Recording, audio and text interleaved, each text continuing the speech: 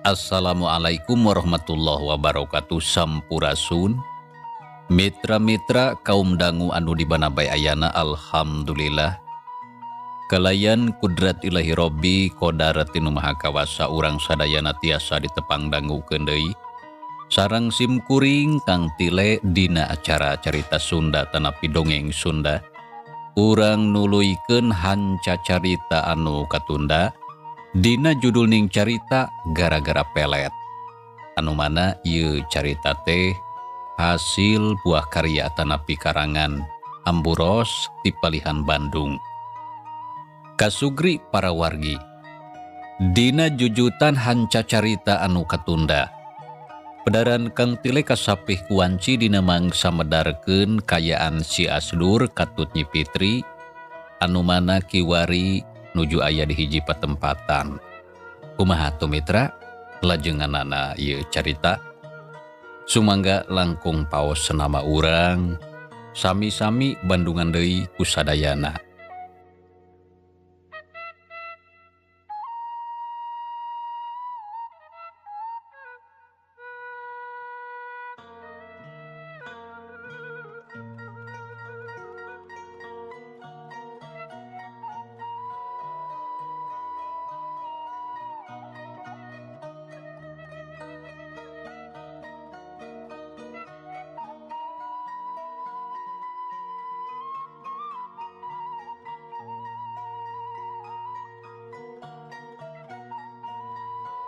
Kang Asep, saupami laras kitu mah abdi saja nampi kana paraosan akang.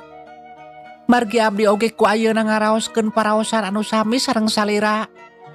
Naha laras eta kasauran teh Nyai? Tanya si Asdur bari teu leupas neuteup. Laras Kang, samali abdi oge ku ayeuna mah rupina tos teu tiasa saupamina kedah paanggang sareng salira akang. Salawasna abdi teh hoyong caket sareng akang. Samali abdi oge cinta ka akang. Ceuk Nyi Fitri geus teu asa-asa ngedalkeun anu aya dina jero eusi hatena. Ngadenge caritaan kitunya puguh si Asdur bungah anu taya hinggana. Samalah lamun henteu masurak lantaran manehna geus hasil menangkeun hate Nyi Fitri. Sok sanajan bisa kitu oge alatan akibat pelet anu dipentangkeun ku si Aki anu bisa mangaruhan kana pikir, hate, jiwa jeung raga Nyi Fitri.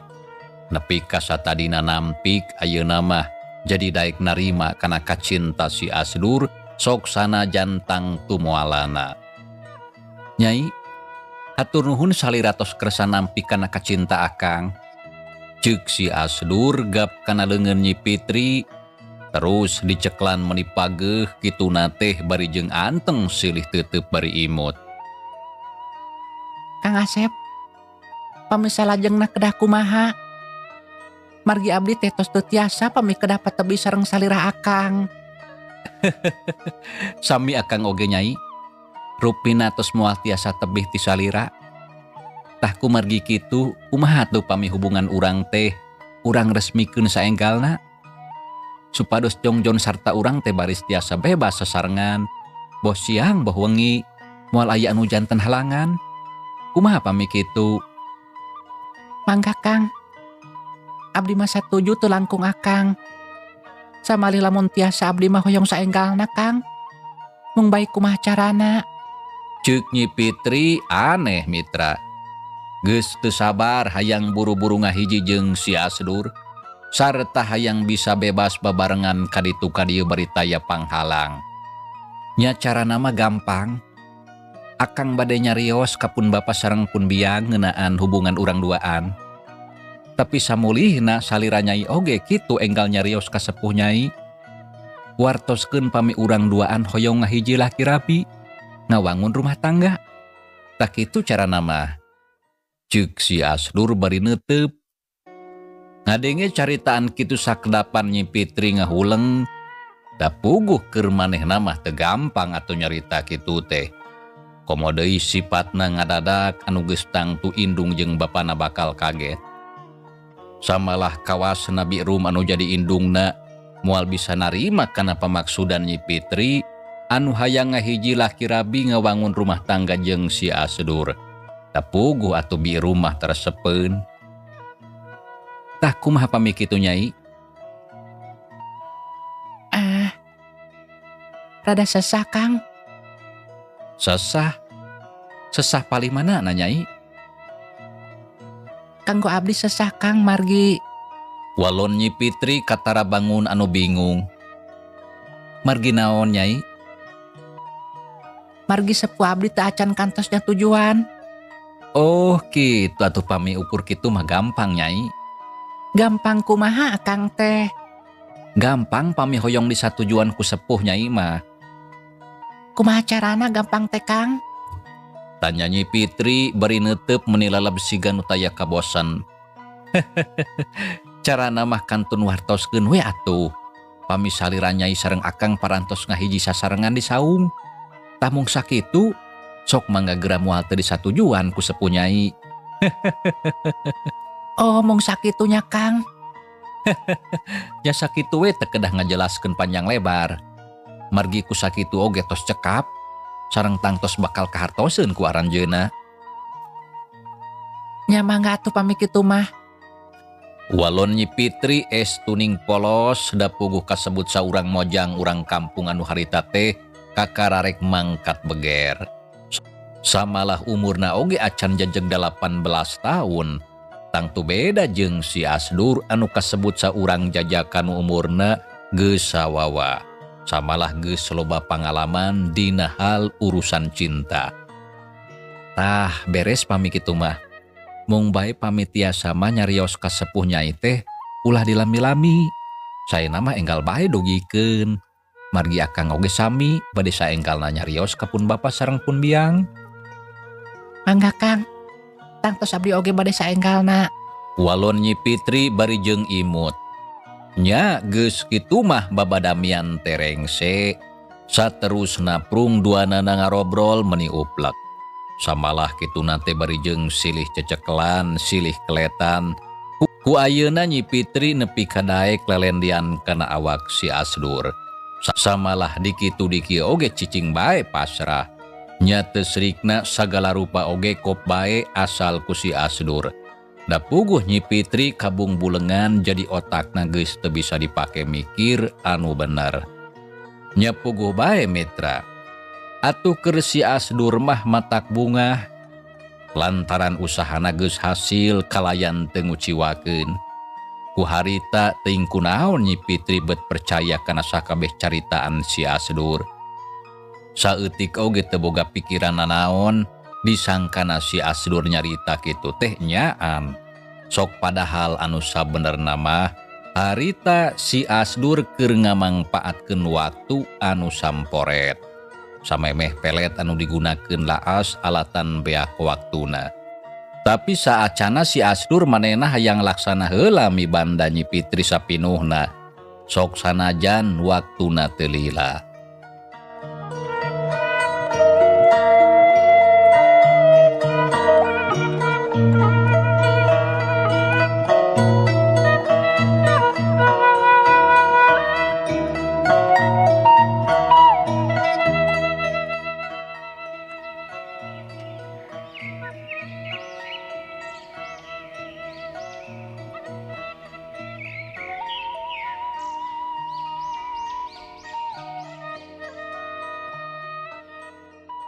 Mitra kaum dangu, cag urang tunda heula si Asdur jeung Nyi Fitri anu harita geus paheut pasini janji pasang subaya. Rek hirup babarengan laki rabi ngawangun rumah tangga carita nama. Ayeuna urang nyaritakeun heula Ambu Saidah anu keur aya di imah. Wanci sabada asar Ambu Saidah kakarareng sesolat. Nya terus keluar ti kamar kebat ka tukang gek diuk dina jojodog. Tapi kakara oge gek kurutak bah karata datang banget na burahay beureum. Kesang luut leet napas senang ngahegak dada turun naek. Ambu, kemana si Durahmat? Tanya bah karata barang jo langsung nanyakeun anakna. Ae geuning abah geus balik. Ceuk Ambu Saidah bari melong ka salakina. Apan katingali meureun abah teh ka kadajol. Tapi kemana si Durahmat? Nah, keur aya di imah atawa eueuh? Bakareta tumanya deui. Samalah kituna teh bari jeung ti pupun cereng bangun anu keur ngemuka keheula nu pohara. Nya puguh atuh Ambu Saidah heran. Eueuh si Asep mah abah. Ari eueuh teh keur eueuh ka mana? Nyaduka teuing atuh da anak abah mah tara bebeja. Tapi nah aya naon ieu teh abah? Datang-datang ujuk-ujuk ti pupun cereng. Tanya Ambu Saidah bari neuteup ka salakina. Aduh, bener-bener kurang ajar gableg anak teh Ambu. Nyusahkeun eueuh pisan orona. Nah kudu dikumahakeun cenah ku aing teh. Ceuk bah kareta bari lajag-lejeg teu daek cicing. Leungeun nulak cangkeng paroman baketut baeud es tuning matak sieun. Keke abah nah aya naon atuh ieu teh? Pangna datang langsung ambek-ambekan kawas kieu. Hadena macing atuh diuk heula anu salse. Terus tarik napas jero. Geus kitu pok omongkeun kalayan tenang. Nah aya naon ieu teh anu sabenerna? Ngaratu mata kreuwas kanu ngadengena. Astagfirullahaladzim Gusti. Ampun ya Allah. Ceuk bah kareta bari ngusap beungeut. Geus kitu sup ka tengah imah gek diuk dina kursi setengah ngabebeutkeun maneh. Ningali kitu gancang Ambu Saidah nyokot emuk. Cur dieusian ku cai ente haneut. Nya tuluy nyampeurkeun ka salakina. Mangga abah ngaleut heula ngarah tenang. Sor Ambu Saidah ngasongkeun emuk ka salakina. Gap atuh ditampanan regot-regot caina diinum meuning ngalaklek. Samalah nepi ka beak satengahna bakat ku hanaang. Geus kitu sok emuk ditunda dina luhur meja. Nah aya naon abah ieu teh anu sabenerna? Ambu Saidah tumanya deui gek diuk gigireun salakina.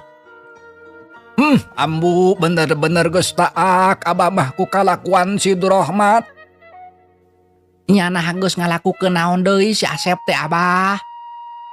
Ieu Ambu. Inget teu sababaraha poe ka tukang abah ngajual kopi?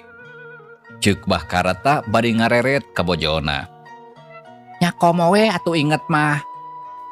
Tapi nah si Ewon teh acan aya nganterkeun duitna. Apan cenah marek dianterkeun ka imah. Tapi naha geuning eueuh. Nya moal dianterkeun sok sanaja nepi ka iraha wae oge. Nah bisa kitu abah. Nah si Ewon teh moal mayar atanapi kumaha? Lain moal mayar Ambu, tapi geus mayar. Nya geus mayar teh ka saha? Tanya Ambu Saidah bari jengkerung. Geus mayar samalah geus aya kana sababaraha poe anu ka tukang. Harita manehna datang ka dieu cenah tapi kaparengan abah teh keur eueuh. Samalah Ambu oge keur eueuh di imah. Anu aya teh ngan anak urang si Durahmat si bebenyit kurang ajar. Tah harita Sewon datang. Sarata mihapekeun duit ladang kopi anu gedena 40.000 ka si Durahmat. Sabab manehna teh kerusuh rek init ka dayeuh cenah. Samalah si Ewon nepi ka omat-omatan sangkan eta duit ditepikeun ka urang. Tapi buktina ku si Durahmat teu dibikeun. Samalah nepi ka ayeuna geuning. Ceuk bah kareta nyaritana bari jeung pepeta. Oh gitu tapi keheula ari abah apal ti mana? Nya apal ti si Ewon lantaran tadi berang ku abah didatangan ka imahna. Lantaran ceuk pikir teh si Ewon acan mayar wae. Yang jina 3 poe tapi ari buktina kalah ngampleng. Nya basa abah datang ka imahna kasampak si Ewon keur aya. Samalah kakaramulang ti kota. Nya barang abah datang puguh bae heraneun. Sarta nanyakeun kana pamaksudan abah. Nya atuh ku abah dijelaskeun rek nagih duit cing teh. Tapi ari pokna teh geus dibayar cenah ka tuang putra Asep Durrahmat. Ngadenge kitu mah nya puguh bae atuh abah teh ngajenghok. Ambek ka si Durrahmat jeung era ku batur. Da geuning teteh lah boga anak teh tukang ngabohong sarta tukang nipu ka kolot. Tah kitu ambu kajadian anu kaalaman ku abah teh. Ceuk Bah Kareta terus nyeklan sirahan anu karasa lieur menilang lengan. Dadana turun naek napas senang ngahegak nahan amarah anu ngagulung dina jero dada. Astagfirullahaladzim, nah nya eta teh abah. Nah make jeung nanyakeun nya. Nya geus pasti nya atuh ambu sabab si Ewon mah moal wanyeun ngabohong. Da anu jelas tukang ngabohong mah si Durrahmat anak urang. Samalah engke bada magrib cenah si Ewon rek ka dieu. Lantaran hayang jonghok jeung si Durrahmat pikeun nanyakeun pasoalan duit karah jelas urusana. Anu mata ka mana ayeuna si babanyet kurang ajar teh indit tah. Sok buru susulan cenah gancang balik. Nya meureun tang tuna oge keur ulin di imah baturana abah. Nya puguh geus pasti kana kituna teh. Da puguh sapopoena tada aya guam. Tah ayeuna keneh jika ditugewati ta si Juned sangkan nyusulan eta mangkelu ka imah babaturana. Terus cenah gancang balik kitu ceuk abah. Bejakeun aya keperluan anu kacida penting kitu. Nya heug atuh ayeuna keneh urang ti ta si Juned. Walon ambu Saidah jung nangtung koloyong lempang muruka tukang. Jerut turun ka pipir imah. Celuk-celuk kegeruan ka si Juned anu keur aya di kandang domba. Juned! Juned! Ulan juragan ambu. Walon si Juned anu harita keur meresihan kandang. Gawat ka dieu heula sakodong kami aya perlu. Ceuk ambu Saidah. Ngadenge kitu teu talangke cul pagawean. Harita keneh si Juned gura-giru nyampeurkeun ka dununganna. Aya pikir saeunaon juragan ambu? Tanya si Juned sanggeus aya hareupeun. Ned cing tulungan heula kami. Ayeuna keneh maneh indit susulan si Asep ka imah baturna. Sarta tita sangkan buru-buru balik bejakeun aya perlu anu kacida penting ketu. Tah sakitu ji gura indit. Mangga juragan. Walon si Juned teu talangke. Harita keneh kenceling indit lempang narurusuhan rek ngajugjug ka imah si Endul. Da puguh geus apa lamun si Endul teh sobat dalitna. Teu kacatur di jalana mitra, urang kocapkeun bae geus nepi. Srog kaburuan imah. Sampurasun. Si Juned uluk salam bari tengah-tengo ka jero imah.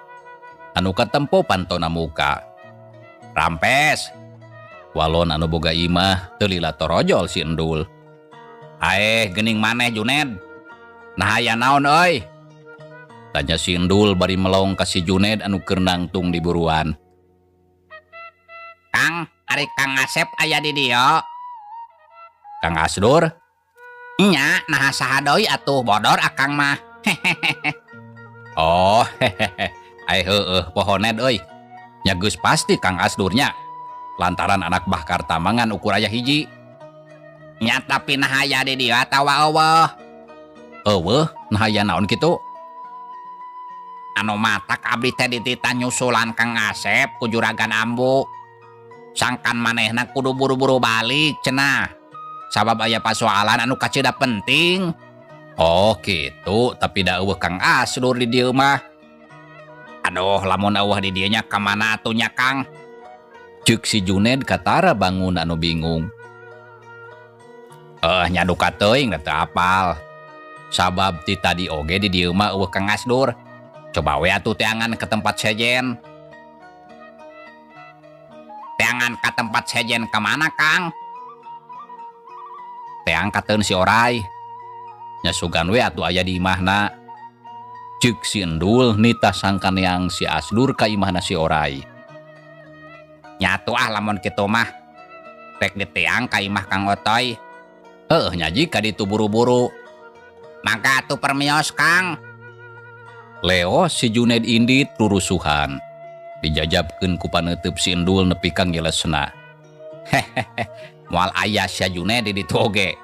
Lantaran dudungan maneh mah keur aya di saung sawah paduduan jeung Nyi Fitri. Samalah boa keur naon ayeuna maranehna teh. Ceuk si Endul bari nyerenge seuri geus kitu sup deui ka jero imah. Dipikir-pikir mah mitra si Endul jeung si Asdur teh 11-12 nya. Sarua gelona. Ampun, ketika teu dibejakeun. Subangga mitra urang lajengkeun deui caritana. Mitra kaum dangu. Tunda heula si Endul ayeuna urang nuturkeun si Junaid anu harita teh keur ngagedig leumpang rek ngajugjug ka imana si Oray. Nya sanggeusna aya kana sawatara waktu anjog kanu dituju. Tapi hanjakal si Oray harita keur eueuh di imah lantaran keur nyupiran oplet anu aya tengan ukur indungna biromlah anu keur maraban hayam. Nya terus atuh nanyakeun si Asdur susuganan aya kadinya. Tapi biromlah ngajawab teu nyaho cenah da geus aya kana sababaraha poe si Asdur teu ulin jeung anakna. Nya sanggeus puguh kitu mah si Junaid harita gura-giru balik deui ka imah. Sabab teu nyaho deui kudu ka mananeangan si Asdur lantaran di lembur mah ngan ukur si Endul jeung si Oray anu jadi sobatna teh. Sedengkeun batur si Asdur mah loba tapi aya di lembur sejen. Sadatangna ka imah, si Junaid langsung cacarita ka Ambu Saidah. Lamun manehna teu hasil manggihan si Asdur. Nya geus puguh kitu mah teu bisa kumaha Abah Karta jeung Ambu Saidah oge. Kapaksa we kudu sabar nungguan anak balik sorangan. Kasugri para wargi tunda heula kayaan di imah teundeun sakedeung tah ayeuna urang nyaritakeun deui si Asdur jeung Nyi Fitri. Anu harita teh keur dariuk dina luhur batu lempar. Bari anteng ngobrol meuni uplek kawas anu eueuh kabosen. Kituna teh bari jeung tepak toel silih kiceupan silih keletan. Sakapeung bari sareuserian bangun anu gumbira pisan. Sedengkeun kaayaan alam harita teh beuki burit. Panon poe geus tunggang gunung cahaya layung hibar ti belah kulon. Manuk piit pating keleper terus eunteup dina daun pare anu pating aroyag katebak ku angin leutik anu sumilir. Tongeret geus reang di sarada patembalan jeung baturna mata kelar jeung mata kuaas.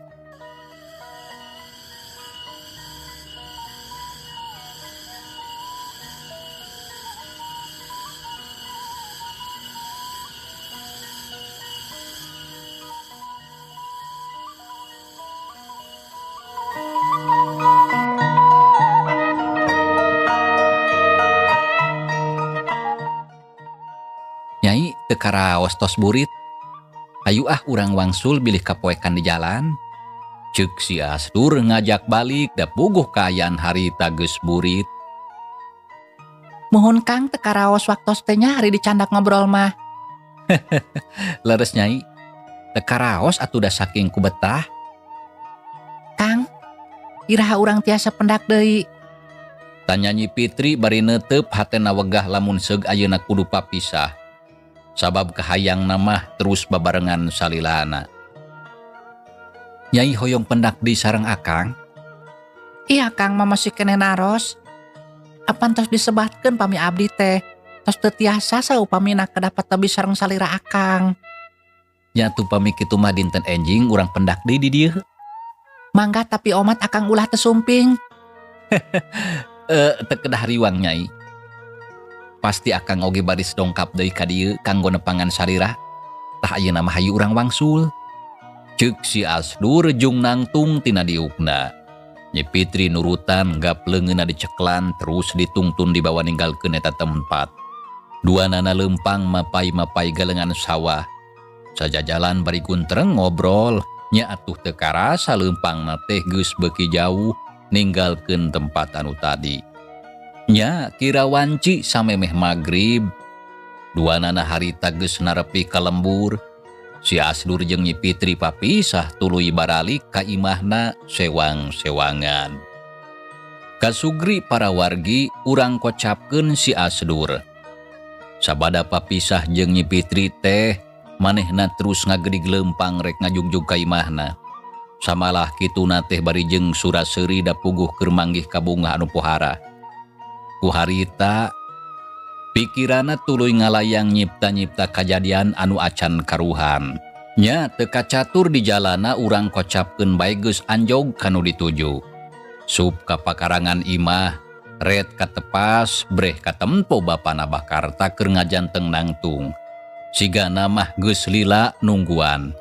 Nya barang ningali anakna datang, Bakarta langsung curinghak, jurut turun kaburuan terus ngabadegan nangtung halangan jalan. Wilujeng sonten Abah, ceuk si Asdur bari jeung seuri. Wilujeng sonten mata sia. Walon Bakarta langsung poporongos panon molotot huntuna kekerot. Kunaon ari Abah?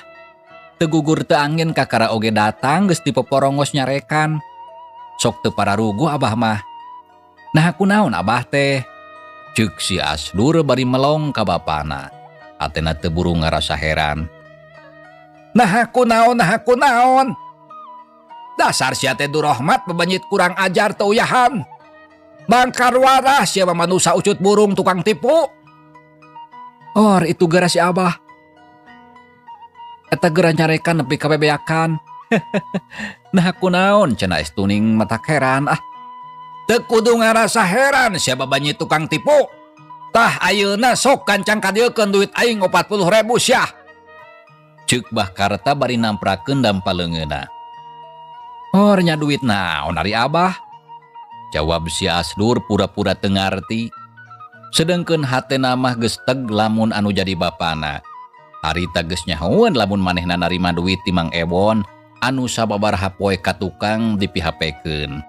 Tapi kumanehna teh teu dibikeun. Geura etah make duit naon. Duit ladang kopi deuleut si Ewon anu dipihapekeun ka maneh sababaraha poe ka nu ka tukang. Montong pura-pura poho sia. Oh, duit eta nu dimaksud ku Abah teh. Heuh, duit eta, duit ladang kopi. Sok sia buru kadiekeun. Ceuk Bakarta sorog ngalengkah ngadeuketan. Dampa leungeun ditamprakeun. Dato seep artosna oge Abah. Kumaha? Geus beak. Leres to seep Abah. Montong heureuy sia. Nah benar duitna geus beak. Tanya Bakarta bari molotot. Leres Abah to seep. Walon si Asdur sikepna katingali tetep ayem. Sok sanajan bapana ti popolotot. Duit 40.000 beak dipake naon sia? Gede eta teh duit teh. Dianggo eta we Abah. Dianggo jajan sareng nyasap. Kurang ajar sia mah Durahmat. Ceuk Bakarta bari molotot huntuna kekerot awak ngagidir beungeut nageuneuh lir beusi atah meunang meuleum. Sareta teu disangka ukur sakilat. Dampa leungeunna ngalayang kana beungeut si Asdur hiuk. Jebet Ditampiling satarikna. Aduh. Si Asdur ngagero tapak ramu ngagaralang dina pipina. Sok sia rasakeun bebanjit kurang ajar. Ceuk Bakarta krawek kana kerah baju si Asdur teu tatapas sini hiuk. Jebet. Ditampiling bulak-balik. Nya puguh atuh si Asdur nepi ka kokoceakan. Aduh, ampun Abah. Ampun Bah, ampun. Ceuk si Asdur menta ampun ka bapana. Nya bareng jeung kitu torojol ambu Saidah ti pupurubun turun ti imah. Muruka anak jeung salakina. Abah, eureun Abah ulah kitu Abah. Ceuk ambu Saidah nitah eureun ka salakina. Cicing ambu motong pipiluan. Walon Bah Karta leungeun amah angger nyeklan kerah baju si Asdur. Ambu, tulungan. Si Asdur minta tulung ka indungna. Jempe siah motong gogorobokan. Da moal aya anu wani nulungan. Ceuk Bah Karta bari molotot napas senengah hegak dadareng haperanjug. Abah ulah kitu-kitu teuing atuh kudu ingat. Sanajan salah oge si Asyep teh anak urang. Jadi lamun aya pasoalan hayu urang badamikeun tapi ulah ku cara kieu. Teu bisa. Si Durahmat mah moal bisa dibawa badami ambu. Lantaran lain sakali dua kali nipu ka kolot teh tapi geus bindang. Samalah abah teh geus loba teuing ngelehan. Sarta ngahampura kana kasalahana. Anu dipiharep cing teh sugan manehna sadar. Tapi nyatana kalah beuki parna ieu bebannya teh. Terus atuh rek dikumahakeun anak urang teh. Rek dilaporkeun kanu berwajib. Ngarah teu tutumaneun. Ceuk Bah Karta. Ngadenge kitu puguh atuh si Asdur reuwas. Abah ampun bah. Abdi ulah dilaporkeun kanu berwajib. Ampun abah. Ampun. Abdi janji moal sakali-kali deui nipu jeung ngabohong ka abah. Si Asdur harita minta ampun kanu jadi bapana. Nya abah ulah dilaporkeun ka polisi. Sing inget abah hade goreng oge si Asep teh anak urang. Lamun loba salahna hayu urang omean kuduaan. Lantaran eta teh tugas urang duaan salaku anu jadi kolotna. Ceuk Ambu Saidah ngahalangan kana paniatan salakina anu rek ngalaporkeun anu jadi anakna kanu berwajib. Da puguh sok sanajan anakna ninggang disalah oge. Tapi Ambu Saidah mah teu tega lamun kudu ningali anakna asup ka penjara. Manggas ambu. Teu kudu ngahalangan. Lantaran ku ayeuna abah geus moal robah pamadegan. Manusa kawas kieu geus moal bisa dididik kudu jadi kolot. Sarata moal aya kakapok. Ayeuna minta ampun isuk oge pasti bakal poho deui. Anu mata geus ayeuna mah rek dilaporkeun ka polisi. Kitu ceuk Bah Karta nyaritana tandes.